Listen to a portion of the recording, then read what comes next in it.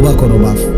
এই ঈদের দিন থেকে নিয়ে পর্যন্ত যারা গুনাহ এবং নাফরমানি আর অশ্লীলতা আর বেহায়াপনা, মোবাইলে হোক আর বাস্তবিকে হোক, যেমনেই হোক, আল্লাহর নাফরমানিতে কাটাইলা, দয়া করে দোস্ত নিজের উপরে রহম করো, মাফ চাও, তওবা করো। ভুল হয়েছে, এটা ভুল হয়েছে, এটা ভুল করেছ, এটা উচিত হয় নাই। আল্লাহকে এভাবে নারাজ করলে একদিন মৃত্যু হবেই, সেদিন কিন্তু কবরে কষ্ট হবে।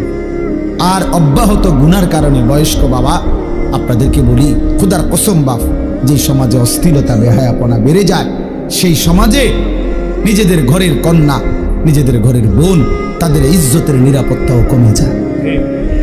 যে সমাজে মদ বেড়ে যায়, নেশা বেড়ে যায়, জুয়া বেড়ে যায়, সেই সমাজের মেয়েদের চারিত্রিক পবিত্রতাও কমে যায়, কমে যায়। কোনো না কোনো ফান্দে, কোনো না কোনো অসতের খপ্পরে পড়ে যায়, কোনো না কোনো চরিত্রহীন লম্পট যুবকের খপ্পরে পড়ে যায়।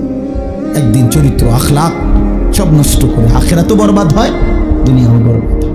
এই জন্য নিজেদের পরিবারের পবিত্রতার জন্য একজন আরেকজনের চেষ্টা করা উচিত।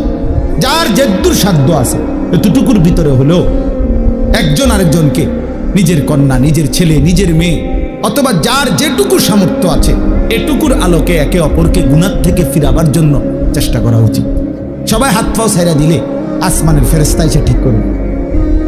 আমাদেরটা আমরাই চেষ্টা করতে হবে, আমাদেরটা আমরাই চেষ্টা করতে হবে। আল্লাহ আমাদেরকে তৌফিক দেন, আল্লাহ আমাদেরকে কবুল করেন।